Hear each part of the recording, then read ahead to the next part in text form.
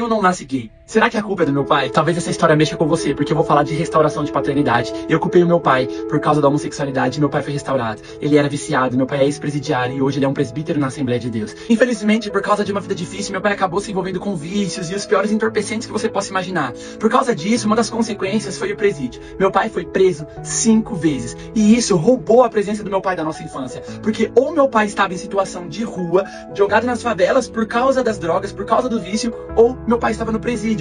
Os poucos momentos que nós tínhamos juntos eram momentos de tragédia. Quando, por exemplo, acabavam os recursos para sustentar os seus vícios, o meu pai tentava roubar coisas de dentro de casa. Como a pessoa que deveria prover para minha casa tirava de nós. Como a pessoa que deveria ser o protetor da nossa casa era a pessoa que entrava na nossa casa para fazer brigas, para arrumar confusão. E isso ia deturpando a identidade que eu deveria ter de um pai. Só que, por outro lado, eu acompanhava a dificuldade que era pro meu pai querer abandonar os seus vícios e não conseguir. Era desesperador. Uma vez ele ganhou uma roupa de frio novinha e nós estávamos indo a pé para a igreja. E quando nós chegamos perto da igreja, tinha um morador de rua, era muito frio, ele não tinha coberta, ele não tinha nada. Meu pai, sem pensar 2 vezes, tira a camiseta, tira aquela roupa de frio que ele tava, veste o morador de rua. Aquilo me fazia admirá-lo. Ele tava tentando, mas ele não conseguia. E foi por causa do meu pai que nós fomos dessa igreja. Ele ouviu uma rádio que evangelizava e os cultos que aconteciam dentro do presídio. Ele falou, quando eu sair daqui, nós vamos pra igreja. E por causa disso, nós começamos a frequentar a igreja. Então eu sabia que ele estava tentando, mas ele não conseguia. E isso me magoava demais. Diferente da minha mãe, quando meu pai ficou sabendo da homossexualidade, quando eu assumi, ele brigou, a gente parou de se falar por muito tempo, a gente discutiu.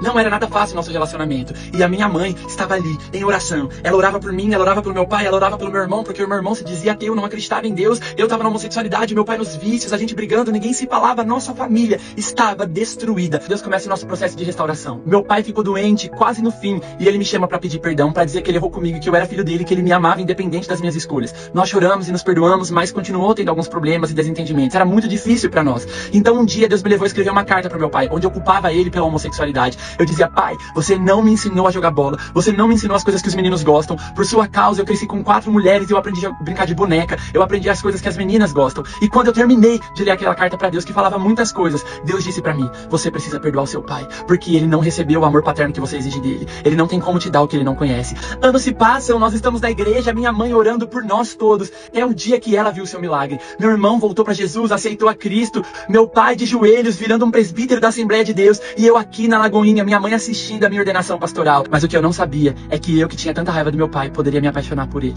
E sabe como isso aconteceu? No ano em que Deus me deu uma filha. Meu pai se torna avô. E ele vê na minha filha a oportunidade de fazer tudo aquilo que ele não fez pra mim, de construir tudo aquilo que ele perdeu um dia. E eu vejo meu pai sendo o melhor avô do mundo, agora cristão, com seu coração entregue. Minhas filhas, que eu tenho 2, são apaixonadas pelo meu pai. E eu começo a ver meu pai fazendo de tudo por ela. E isso pra gente é vitória, porque Deus restaurou a paternidade.